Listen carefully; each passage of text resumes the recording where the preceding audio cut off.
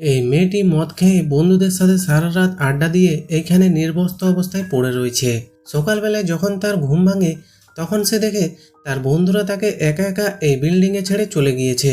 তবে অবাক করার বিষয় হচ্ছে তার শরীরে কোনো কাপড় চোপড় নেই। তার ইচ্ছে থাকা সত্ত্বেও সে বাইরে যেতে পারছিল না। কিন্তু গতকাল রাতে সে এখানে তার বন্ধুদের সাথে অনেক হাসি খুশি ছিল। কিন্তু সকাল হতে না হতে তার জীবনে অনেক বড় বিপদ এসে পড়েছে। যদি সে এইভাবে বাইরে বের হয় তাহলে তার মান-ইজ্জত সব নষ্ট হয়ে যাবে, কারণ তার শরীর ঢাকার মতো কোনো কাপড় চোপড় তার কাছে নেই। কিন্তু মেয়েটির এই অবস্থা কি করে হলো? গল্পের শেষটা শুনলে আপনার গা শিউরে উঠবে। আসলে ঘটনাটা শুরু হয় বেশ কিছুদিন আগে। এই লোকটা যখন একা একা অফিস থেকে বাসায় ফিরছিল তখন হঠাৎ করে এই রাস্তাটি ধোঁয়াশা হয়ে যায়, আর তার সামনে একটা বিশাল হাতুড়ি নিয়ে তার সামনে এক মেয়ে জোকার সেজে তার কাছে আসে। ওই মেয়েটি একটি লোকের মাথায় ওই হাতুড়ি দিয়ে আঘাত করে। এরপর ওই জোকার সাজা মেয়েটি ওই বাইকওয়ালা ছেলেটির দিকে হাতুড়ি নিয়ে তাকে মারার জন্য এগিয়ে আসে। তখন সেই ছেলেটি আর কোনো উপায় না পেয়ে নিজের জীবন বাঁচাতে দৌড়ে অন্য একটি রাস্তায় চলে যায়। তখন সেখানে আরেকজন লোকও তাকে মেরে ফেলতে চায়। সেই সময় লোকটির অবস্থা একদম খারাপ হয়ে যায়। তবে কিছুক্ষণ পর বোঝা যায় আসলে ওই ছেলে মেয়েগুলো তার সাথে একটা প্র্যাঙ্ক করছিল। আর এই প্র্যাঙ্কের মূল হচ্ছে এই কামিনী। সে আসলে ইমোশনাল এবং সিরিয়াস বিষয়গুলো নিয়ে প্র্যাঙ্ক করত। প্র্যাঙ্ক লিডার কামিনী চ্যালেঞ্জ নিতে খুব পছন্দ করত। সে একটি হ্যাশট্যাগ নামক চ্যানেলের টিআরপি বাড়ানোর জন্য মানুষের সুবিধা অসুবিধা চিন্তা না করে সবার সাথে এমন প্র্যাঙ্ক করত। এবং কামিনীর সাথে ওই গ্রুপে আরও 3জন মেম্বার ছিল, গৌরী, সুকুমার আর আকাশ নামের এই ছেলেটি। একদিন যখন তারা অফিসে বসে আড্ডা দিচ্ছিল তখন ওখানে তাদের বস চলে আসে। তখন তাদের বস তাদেরকে বলে, 2-1 দিনের মধ্যে আমরা এই বিল্ডিং থেকে অন্য বিল্ডিংয়ে শিফট হব। এই বিল্ডিং থেকে অন্য বিল্ডিংয়ে নিয়ে যাওয়া হবে। এরপর কামিনী অফিস থেকে বাসায় ফিরে তার মায়ের সাথে কথা বলছিল। আসলে সে এবং তার মা এই বাসায় থাকে। ছোটবেলায় তার বাবা মারা গিয়েছে। তবে কামিনী অনেকটা খোলামেলা জীবন পছন্দ করে, ছেলেদের সাথে ঘোরাফেরা আর খুব মজা আড্ডা করতে পছন্দ করে। কিন্তু তার মা লক্ষ্মী চাইতো সে আর 5টা মেয়ের মতো চলাফেরা করুক, শাড়ি পরে নিউজ প্রেজেন্টার হোক। এই কারণে রোজ সকালবেলা তাদের মধ্যে কাটাকাটি হতো। কামিনী তার মায়ের কথায় একদমই কান দিত না। এরপর সুকুমারকে দেখানো হয় যে মনে মনে কামিনীকে খুবই পছন্দ করত। একদিন সে সাহস করে এসে কামিনীকে প্রপোজ করে, কিন্তু কামিনী বলে, আমি এই প্রেম ভালোবাসায় একদমই বিশ্বাস করি না। তাই সে তার ভালোবাসার কথা মুখের উপর মানা করে দেয়। আর দূর থেকে দাঁড়িয়ে তাদের এই দুই বন্ধু এই সব কিছু ক্যামেরায় শ্যুট করে নেয়। তখন সুকুমার সেটা দেখে ফেলে এবং নিজের সম্মান বাঁচাতে সে চালাকি করে বলে, আসলে আমি তোমার সাথে প্র্যাঙ্ক করছি। এবং সেখানে সে এই যাত্রায় বেঁচে যায়। এরপর সবাই তারা অফিসে ফিরে আসে। তাদের অফিসে জেনিফার নামের একজন নিউজ প্রেজেন্টার কাজ করত। তখন মজা করতে করতে কামিনী জেনিফারকে বলে, তোমার এই নিউজ প্রেজেন্টের কাজ খুবই সোজা, কেননা আমার মা চায় আমি এই কাজ করি। তখন জেনিফার বলে, তোমার কি মনে হয়? তুমি তো রাস্তায় প্র্যাঙ্ক ভিডিও শ্যুট করো, এসব বানানো খুবই সোজা, আর নিউজ প্রেজেন্ট করা আসলেই খুব কঠিন কাজ। কিন্তু তখন কামিনী বলে, এগুলো খুবই সোজা কাজ, আর নিউজ প্রেজেন্টের মধ্যে আসলেই কোনো কিছু নেই, কারণ বিদেশে তো বিকিনি পরেও নিউজ প্রেজেন্ট করে। জেনিফার তখন কামিনীকে বলে, তুমি তো চ্যালেঞ্জ নিতে খুব পছন্দ করো, তাহলে তুমি বিকিনি পরে নিউজ প্রেজেন্ট করে দেখাও না। আর তুমি তো শাড়ি পরতে একদমই পছন্দ করো না। আর কামিনী তখন জেনিফারের এই কথা শুনে সেটাকে চ্যালেঞ্জ হিসেবে নিয়ে নেয়। এরপর নিউজ পড়ার সময় হয়ে গেলে হঠাৎ জেনিফারকে খুঁজে পাওয়া যাচ্ছিল না। তখন তাদের বস খুবই রেগে যায়। তখন কামিনী তার বসকে বলে, যেহেতু জেনিফারকে পাওয়া যাচ্ছে না আর এইদিকে নিউজ পড়ার সময়ও হয়ে গেছে, তাই আমি আজকে নিউজ পড়ি। তখন তার বস বলে, তুমি কি নিউজ পড়তে পারবে? আর তোমার কি মনে হয় এটা কি প্র্যাঙ্ক জিনিস? কিন্তু কামিনী বলে, আপনি আমার উপর একবার বিশ্বাস করে দেখুন, আমি কি করতে পারি। এইভাবে অনেকবার বলার পর তার বস না চাইতেও রাজি হয়ে যায়। এরপর কামিনী তখন শাড়ি পরে নিউজ পড়তে শুরু করে দেয়। এটা দেখে তার বাইরে সমস্ত বন্ধুরা চিন্তা করছিল, কারণ আসলেই কি কামিনী এই নিউজ প্রেজেন্টার হতে পারবে? কিন্তু একটু পরে দেখা যায় যে কামিনী খুব ভালোভাবে নিউজ পড়তে পারছে। প্রথমবারে এত ভালোভাবে নিউজ পড়তে পারায় সবাই অবাক হয়ে যায়। আর এইদিকে তার মাও তার নিউজ পড়া দেখে মনে মনে খুবই খুশি হয়, কেননা তার মেয়ে শাড়ি পরেছে এবং সে নিউজ পড়ছে এবং তার কথা রেখেছে। তখন হঠাৎ করে জেনিফার কামিনীর নিউজ পড়া দেখে একটু স্বাভাবিক হয়। তখন জেনিফারকে দেখে গৌরী বলে, তুমি এতক্ষণ কোথায় ছিলে? জেনিফার তখন বলে যে কে যেন আমাকে বাথরুমে লক করে রেখেছিল, কিন্তু এমন কাজ কে করলো তার সাথে? জেনিফার কিছুই বুঝতে পারে না। এর পরের দিন তারা এই নতুন বিল্ডিংয়ে শিফট করবে, এই জন্য পুরো বিল্ডিং ফাঁকা হয়ে যায়। এরপর কামিনী ও তার বন্ধুরা মিলে এই বিল্ডিংয়ের সামনে দাঁড়িয়ে এই 5 বছর ধরে কাটানো সময় নিয়ে কথা বলতে থাকে। তারা ভাবে তারা আজকে রাতটা এইখানে থেকে পার্টি করবে এবং সেদিন কামিনীর জন্মদিনও ছিল। এরপর পার্টি করার জন্য সবাই তারা বিল্ডিংয়ের মধ্যে ঢুকে পড়ে। এরপর তারা সব বন্ধুরা মিলে কামিনীর জন্মদিন পালন করে আর খুব মজা করতে থাকে। আর যখন তারা এই মজা করছিল ঠিক তখনই কামিনীর মা তাকে ফোন করে। তখন কামিনী তার মাকে বলে সে পার্টি করছে এবং সকালে সে বাসায় চলে যাবে। তখন কামিনীর মা বুঝতে পারে যে সে ড্রিঙ্ক করেছে, তাই সে রেগে গিয়ে বলে, তোর নিউজ পড়া দেখে ভেবেছিলাম যে তুই ভালো হয়ে গেছিস, কিন্তু আসলে তুই কখনোই ভালো হোসনি। কামিনী তখন বলে, তুমি চেয়েছিলে বলেই আমি নিউজ পড়েছি, সেই জন্যই সে জেনিফারকে আটকে রেখেছিল। এই কথা শুনে সবাই তখন অনেক বেশি অবাক হয়ে যায়। তার মায়ের সাথে ফোনে কথা বলার পর জেনিফার কামিনীর উপর অনেক রেগে যায়। আর জেনিফার তখন কামিনীকে বলে, তুই আমাকে এইভাবে বাথরুমে আটকে রাখতে পেরেছিলি, তোর জন্য আমি অনেক অপমানিত হয়েছি। তখন কামিনী বলে, তুই তো আমাকে চ্যালেঞ্জ করেছিলি, সেই জন্য আমি এই কাজ করেছি। তখন জেনিফার বলে, আমি তো তোকে এই চ্যালেঞ্জ করিনি, আমি তোকে বলেছিলাম তুই বিকিনি পরে নিউজ পড়ে দেখাবি। তখন এই কথা শুনে কামিনী রেগে গিয়ে একে একে করে তার জামা কাপড় খুলতে শুরু করে এবং জেনিফারের মতো নিউজ পড়তে থাকে আর বলতে থাকে, দেখ আমি তোর সমস্ত চ্যালেঞ্জ অ্যাকসেপ্ট করে নিলাম। এটা দেখে জেনিফার তখন অনেক বেশি রেগে যায় আর একটুর মধ্যে তাদের মধ্যে হাতাহাতি শুরু হয়ে যায়। কিন্তু যেহেতু তারা অনেক বেশি ড্রিঙ্ক করেছিল তাই সবার মধ্যে তখন হ্যালুসিনেট শুরু হয়ে যায় আর এইভাবে তাদের সারাটা রাত পেরিয়ে যায়। সকালবেলা যখন কামিনীর ঘুম ভাঙে সে দেখে যে বিল্ডিংয়ের মধ্যে সে একা একা শুয়ে পড়ে রয়েছে। সে খুব অবাক হয়ে যায়। সে বুঝতে পারে তার শরীরে এক টুকরো কাপড়ও নেই। সে নিজেকে এই অবস্থায় দেখে খুব অবাক হয়ে যায়। সে কিছুতেই মনে করতে পারছিল না যে তার সাথে কাল রাতে কি হয়েছিল, কিন্তু কিছুক্ষণ পর তার মনে পড়ে কাল রাতে সে জেনিফারের সঙ্গে ঝগড়া করেছিল, তাই হয়তো জেনিফার তার উপর প্রতিশোধ নেওয়ার জন্য এমন কাজ করেছে। কিন্তু যাই হোক, এরপর তাকে এখান থেকে যেভাবে বের হতে হবে তাই সে জামা কাপড় খুঁজতে শুরু করে, কিন্তু সে কোথাও তার নিজের জামা খুঁজে পায় না। যেহেতু পুরো বিল্ডিং পরিষ্কার হয়ে গিয়েছে তাই সে নিজের শরীর ঢাকার জন্য এক টুকরো কাগজও খুঁজে পায় না।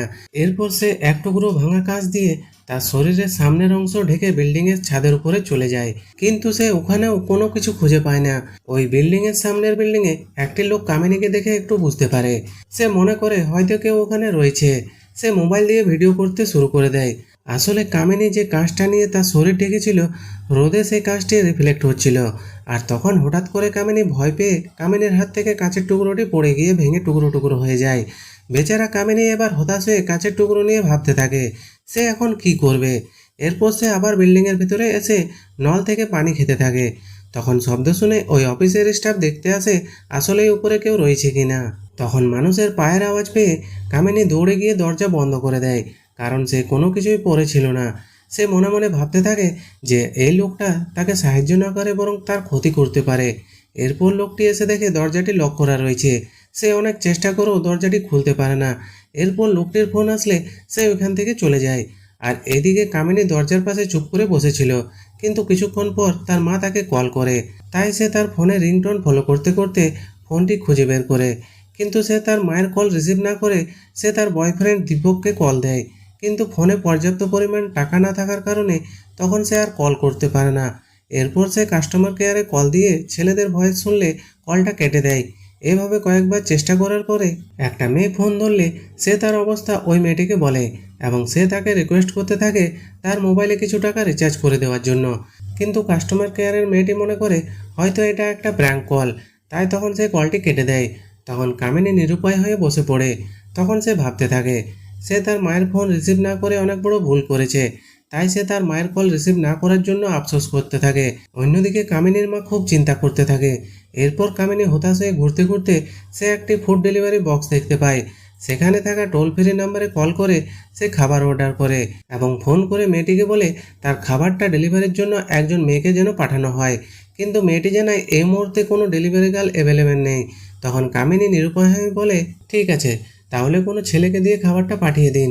যেহেতু ডেলিভারি বয় আসবে সেহেতু সে নিজের সেফটির জন্য একটা বিশাল বড় লোহার রড নিয়ে দাঁড়িয়ে থাকে। যখন ওই ডেলিভারি ম্যান ভিতরে প্রবেশ করতে যাবে আর ঠিক তখনই সে তার মাথায় আঘাত করে, কিন্তু অবাক করার বিষয় ডেলিভারি ম্যান নিজেই পড়ে যায়। একটু পরে দেখা যায় যে ডেলিভারি ম্যানের মাথা দিয়ে রক্ত বেরোচ্ছে। এটা দেখে কামিনী ভয়ে চিৎকার করতে থাকে। আসলে সে বুঝতে পারছিল না যে এখানে কি হয়েছে। আর একটু পরে ওই বিল্ডিংয়ে আরও দুজন লোক আসে। আসলে তারা চোর ছিল, পুরনো বিল্ডিংয়ের জিনিসপত্র নিয়ে বিক্রি করা ছিল তাদের কাজ।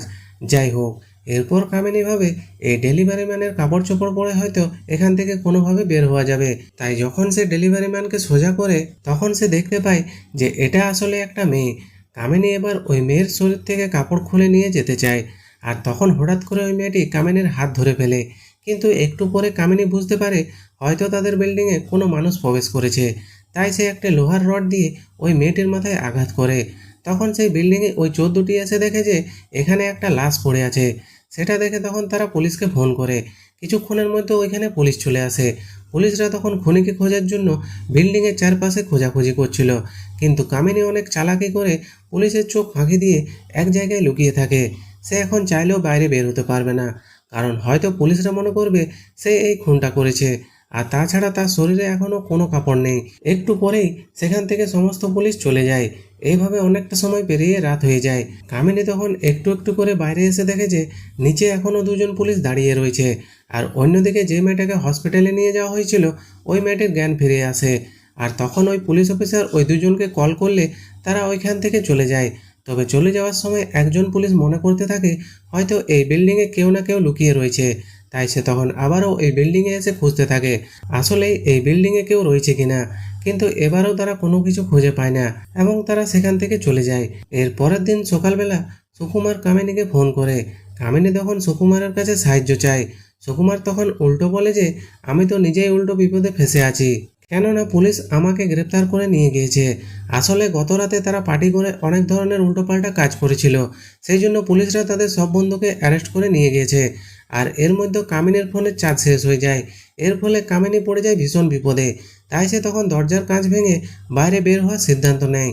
আর একটু দূরে সে একটা ডাস্টবিন দেখতে পায়, আর ওই ডাস্টবিনের কাছে এসে খাবার ও জামা কাপড় খুঁজতে থাকে।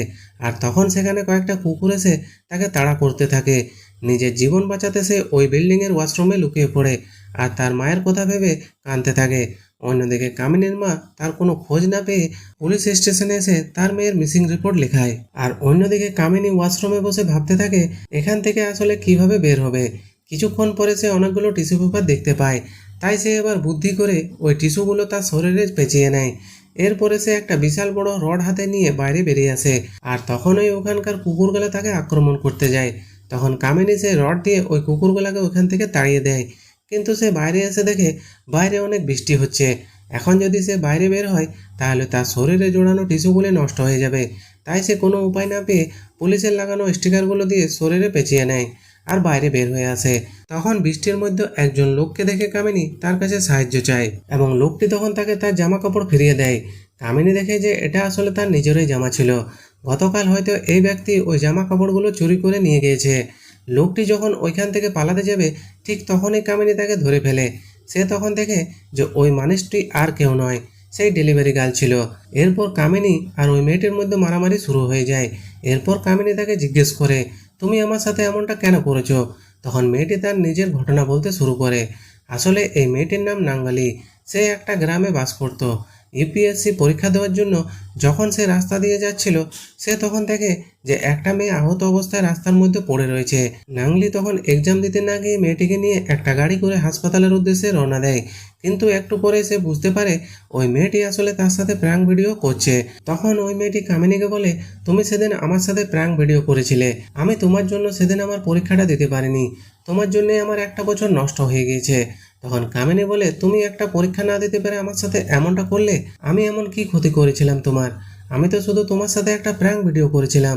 তখন মেয়েটি বলে তার জন্য তোমার প্রতি আমার কোনো রাগ ছিল না, কিন্তু অন্য আরেকদিন সে যখন তার মায়ের সাথে যাচ্ছিল তখন হঠাৎ করে তার মা অসুস্থ হয়ে পড়ে। সে তখন তার মাকে সাহায্য করার জন্য সবার কাছে সাহায্য চাইতে থাকে, কিন্তু তখন আশেপাশের মানুষজন প্র্যাঙ্ক ভিডিও মনে করে তাকে কেউ সাহায্য করে না। আর সেই কারণে সে তার মাকে হসপিটালে না নিয়ে যেতে পারার জন্য তার মা ওইখানে মারা যায় আর বলে যে তোমার জন্যই এমনটা হয়েছে, তোমরা যারা প্র্যাঙ্ক ভিডিও করো তোমাদের জন্য এখন মানুষজন কোনটা বিপদ আর কোনটা বিপদ না এটা বুঝতে পারে না। তোমার জন্য সেদিন আমার মা মারা গিয়েছে, তোমরা যদি এরকম প্র্যাঙ্ক ভিডিও না করতে তাহলে হয়তো মানুষজন আমার মাকে সাহায্য করতো। তাই আমি চেয়েছিলাম যেভাবেই হোক এর প্রতিশোধ নেব। গতকাল রাতে যখন আমি দেখলাম তোমরা সবাই এখানে বসে আড্ডা দিচ্ছ, তখন আমি তোমাদেরকে ফলো করতে শুরু করি। আর যখন তোমরা সবাই ড্রিঙ্ক করে এখানে পড়ে রয়েছিলে, আমি ইচ্ছে করে তোমার সমস্ত জামাকাপড় খুলে তোমাকে এখানে রেখে চলে গিয়েছিলাম, যেন তুমি বুঝতে পারো মানুষের সাথে প্র্যাঙ্ক করলে এর ফল কতটা খারাপ হয়। কামিনী তখন নিজের ভুল বুঝতে পারে। এরপর সে ওইখান থেকে ফিরে এসে প্র্যাঙ্ক করা ছেড়ে দেয়, আর সে তার মায়ের কথা মতো এখন ওই চ্যানেলে নিউজ পড়ার কাজ করে। আর সেই মেয়েটিও আবার গ্রামে গিয়ে নতুন করে পড়াশোনা শুরু করে দেয়। আমাদের সমাজেও এরকম অনেক মানুষ আছে যারা প্র্যাঙ্ক ভিডিও বানায়, আর ওই প্র্যাঙ্ক ভিডিওর কারণে মানুষ আসলে বুঝতে পারে না কোনটা সঠিক আর কোনটা ভুল। তাই আমাদের কখনোই উচিত নয় এরকম প্র্যাঙ্ক ভিডিও করা। আর সবাইকে সচেতন করতে ভিডিওটি শেয়ার করতে ভুলবেন না, আর চ্যানেলটিকে সাবস্ক্রাইব করে অবশ্যই পাশে থাকবেন। তো দেখা হচ্ছে পরের গল্পে।